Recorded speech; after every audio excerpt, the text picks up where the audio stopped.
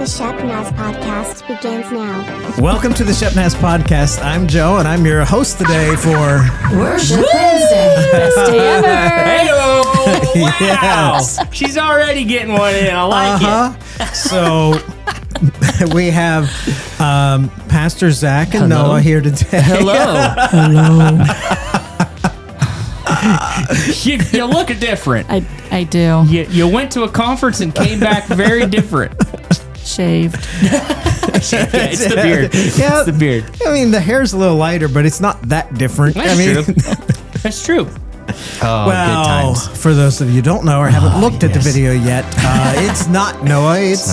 It's my wife, Susan. Oh, yay. So, here is a little Shepnaz podcast trivia. Oh. You know, that sound, Worship Wednesday. Yeah. that's her. That's it. It's a familiar voice. Worship Wednesday. Live. She's Yeah, here. yeah. Can I have your autograph? Now everybody's like, really? I thought they bought that. It's like, no, you don't understand how things work around Yeah. here. There is zero budget Yeah. for this thing right here. Now you are looking at, we do what we got to do situation. Yeah. So I love it. nice. Well, thanks for coming on, Susan. I Thank you for appreciate you having me. stepping in. Sure. It's great to have you. Goodness gracious. Well, what are we doing, Joe? I don't know. I'm trying to behave myself. You know? I know, right? Same. All right. love So you have a topic. Yes. All right. And how fitting that we have Susan here in the room with us today. Because though this is something we have discussed a little bit on the podcast before, I think it would be appropriate, since I'm now slightly outnumbered by technologically savvy people, I feel like maybe we should talk about what worship looks like through the eyes of the tech ministry from two people. But I'm not tech savvy. Well, maybe you think that. she actually splits her time. This is true. You get both. Yeah. Yeah. So, which is an even better perspective. So This was meant to be. of course. It's like the Lord knew what he was doing. Well, we promised one thing about this episode is that we were not going to say that we were rushed to go to a meeting. This is true. That's for Will Ruart. Right. You're welcome. Shout out. And that's because this is like in the middle of the night. Right. So we're not rushed to go to a meeting. Only thing we have to do is sleep. But good morning to Yeah, all of good you. morning. Good morning. You'll be hearing this shortly after we've, But whatever time you decide to listen to it. yeah. Happy day. So, But yes. Yeah. So we're talking about worship through the eyes of a worship team versus what it looks like through tech. Yes, behind the scenes. Because as we've said on this podcast many a time, worship is not just music. We've probably said that phrase more than anything on this podcast. Worship is not music.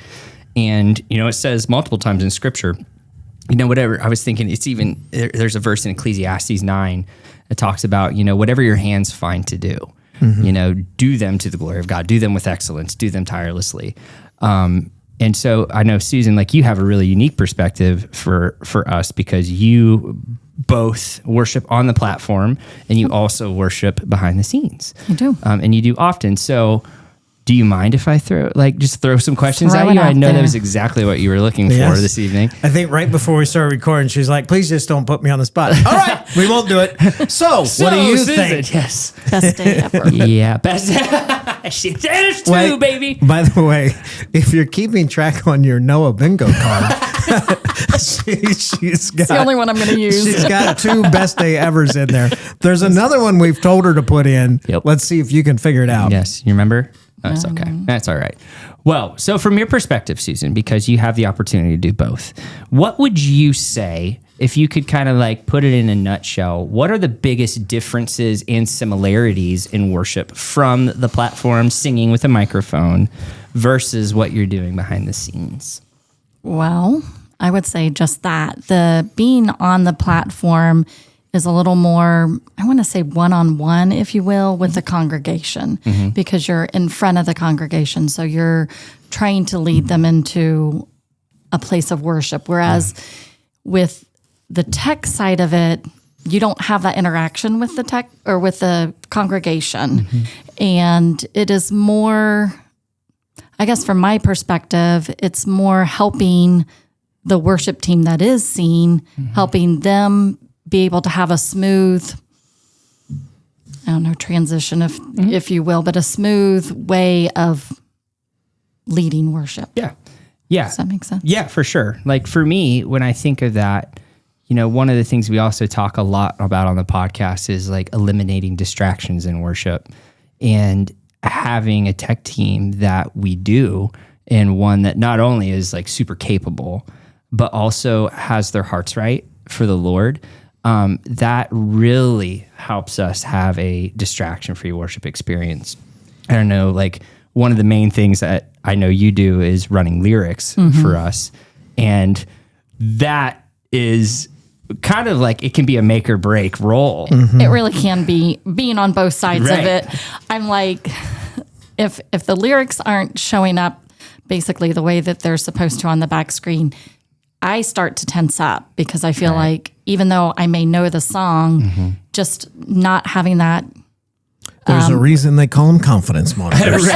Not having that just makes me, it just throws me off because I'm so used to having it. So I can know the song, I can know all the words to it, but if I don't see the words, then I get tense and it is a distraction. And then I get concerned about what's next. And then I get totally thrown off. So when I'm running the screens, I really want to make sure that people, first of all, that the worship team is seeing the words on time and that they aren't distracted by that. In addition to that is actually the congregation as well, because those are going up on the big screen for them to look at. And if I'm not paying attention or if I'm distracted by the talking that's going on in my ears or whatever, I could get behind. And then that can throw off even the congregation and their worship mentality. I don't know that that's the word, but their thoughts of worship, and it distracts them. Yeah, for sure. Well, and that even kind of goes into our training, and really, I'll take the chance to thank our volunteers. Yes. Many times they get so good at what they do that people forget they're volunteers. Right. And they start treating them like employees. And but like when you have sound people and lighting people and camera people and screens people and someone directing the live stream and doing the video switching and somebody that's running sound for the live stream, which is done separately than the sound that's in the sanctuary.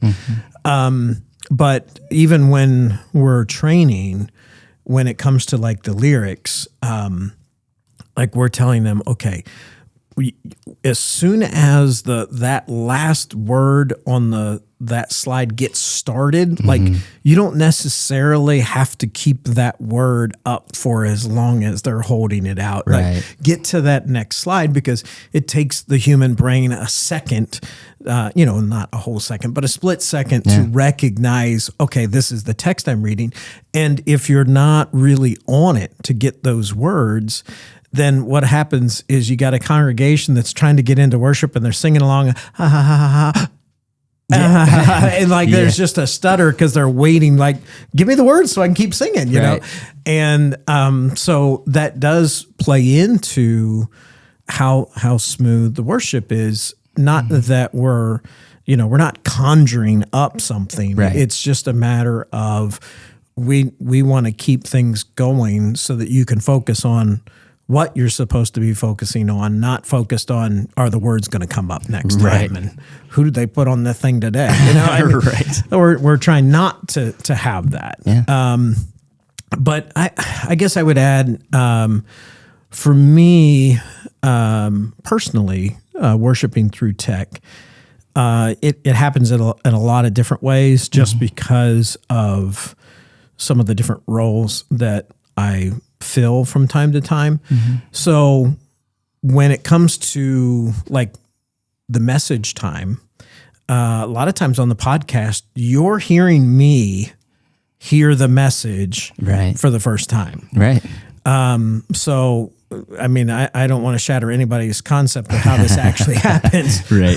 But A peek behind the curtain. but Rob gets his message done about lunchtime on Wednesday, and then we have staff meetings somewhere in between there. We normally record Worship Wednesday, and then right after staff meeting, Rob and I come into this room and we start talking about his sermon. So I mean, I'm fresh looking at his notes while he's pretty much practicing his sermon in front of me. Right. And so for me, part of that experience is,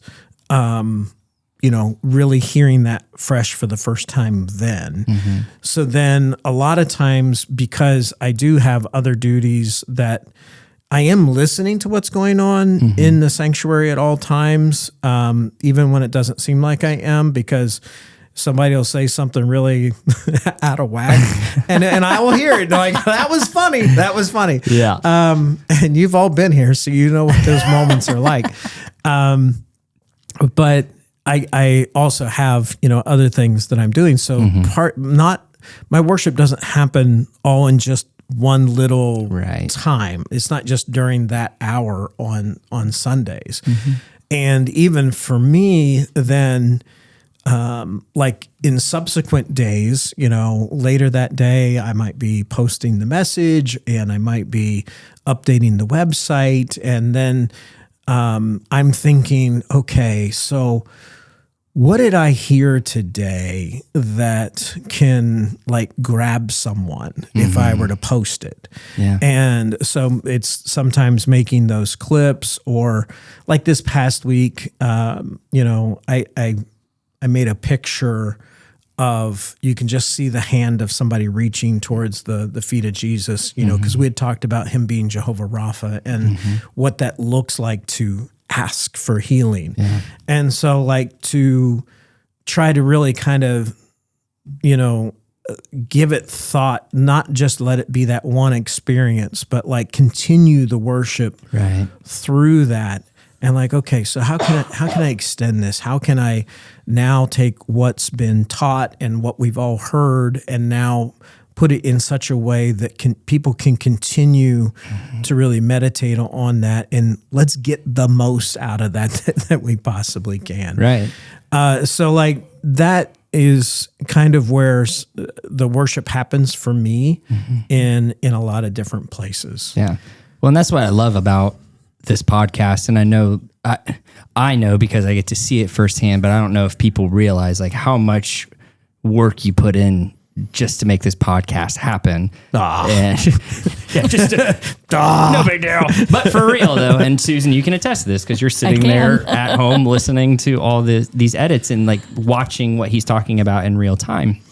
But what I love about that, and to me, like that is just a piece, but an important piece of like how I see you worshiping is like, and what we talk about, how worship is not just a song, worship is not just on Sundays, but like you're worshiping God by taking this content that we use on maybe, we record it all in one day or over a few days, but then putting more and more hours into creating something that allows God to continue to move throughout the week, even though the sermon might have already been preached, but now here's 10 more touch points on what the Lord is doing that maybe people just think like, oh, it's just another Instagram reel or it's another Facebook post. But like, how many times I'm scrolling through Instagram and one of those pops up and I'm like, oh, I needed that. Especially on social media right now with all of the garbage, and if your algorithm is anything like mine, just all of the stupidity and goofiness that pops up, and I have no idea what you're talking about. Yeah, not even a little bit.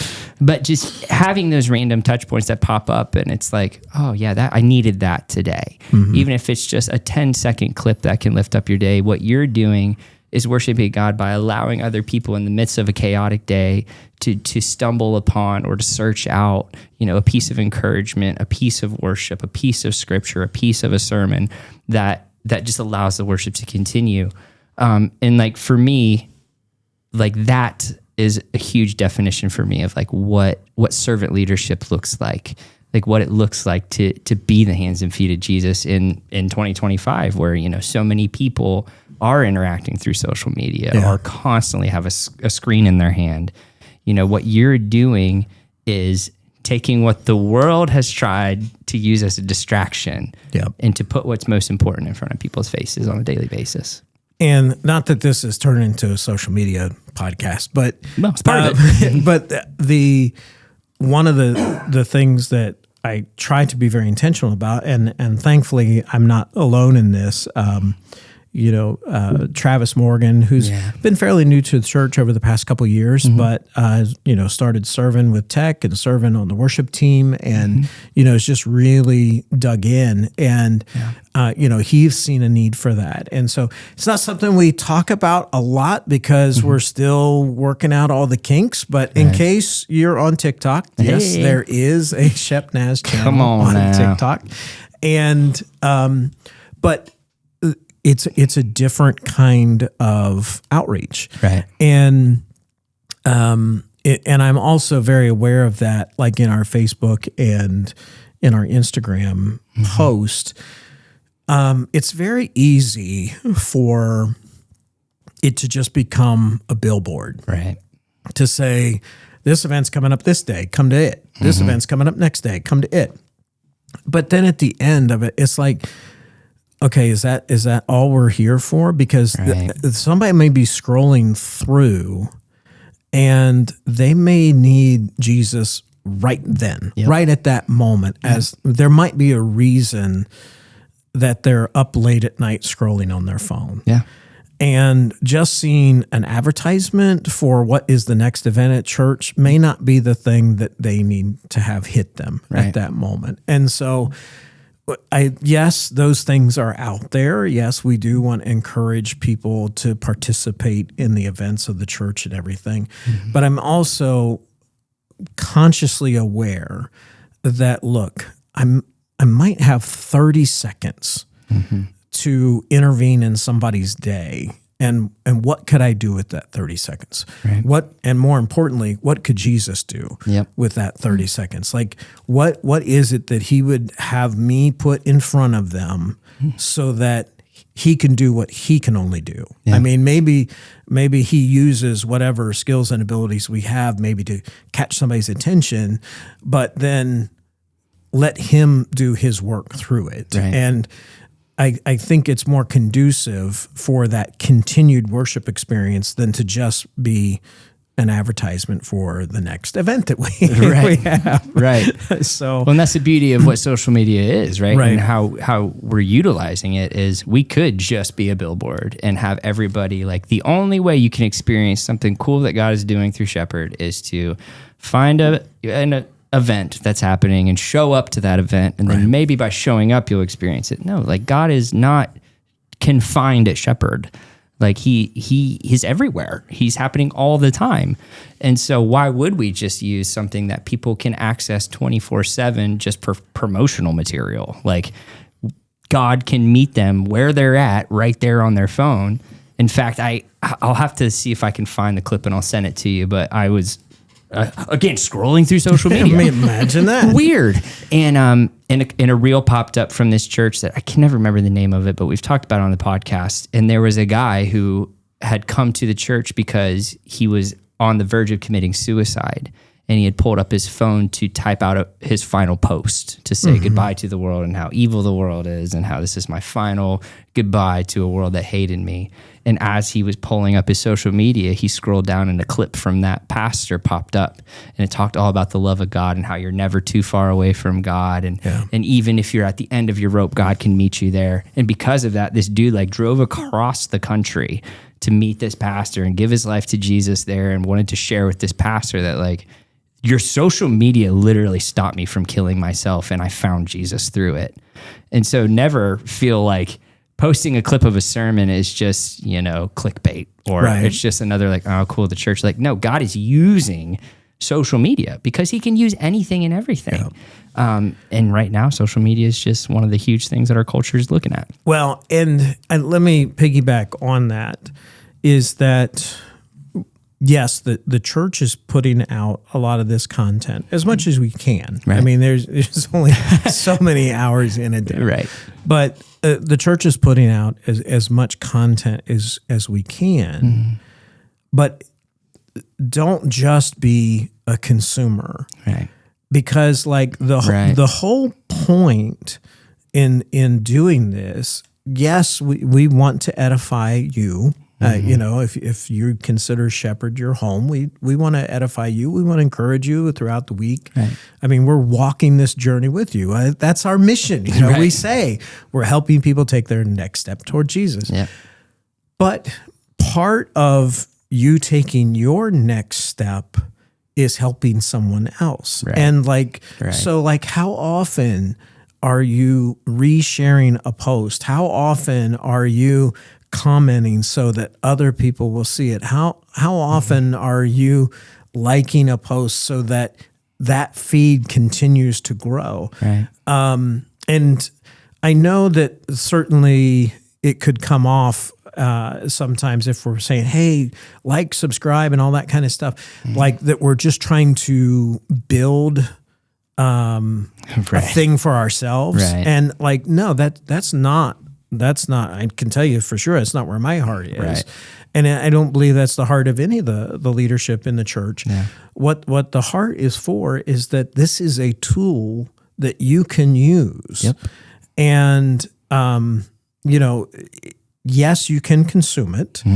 But the great thing about this is that you can have it and give it away, and it costs you nothing. Right. Exactly. And except you're just taking the time to care for someone a little bit, to say, hey, I was thinking of you. Here's this post. Yeah. And I since we're talking behind the curtain today. I love it. And you have been the recipient of this, so you know this to be true. I won't say I spend a ton of time on social media, but I spend a concentrated time on social media. Yeah. In the evening, And so, like, Tell us how you know. laughing so like, at videos. I will sit there for like 45 minutes straight. I'm like, okay, here we go. I'm going to do this. Yep. And I'll start flipping through, and it is curated to every single person on my list of where I'm like, this one goes to Zack, and this one goes to Lauren, and this one goes to Josh. Yeah. And I'm calling them out to her while I'm doing it. But, Yes. That's so good. and I'm like, they're going to love this one, you know?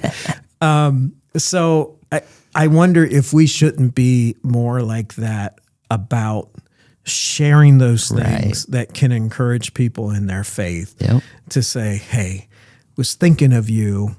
Just here's 15 seconds to let you know that you were on my mind, and this hit me in a way that I thought maybe would be good for you too. Yeah. No, it's so good you say that, because I was literally having that thought as you were sharing this. Like, you know, we are so quick to share something that makes us laugh. We are so quick to be like, you know, oh, I got this new product. You know, like, for example, I think of, what's the name of it? Rainbow Vacuums. You guys know, like the company Rainbow. You haven't sent that one to I me haven't. yet. Well, I haven't.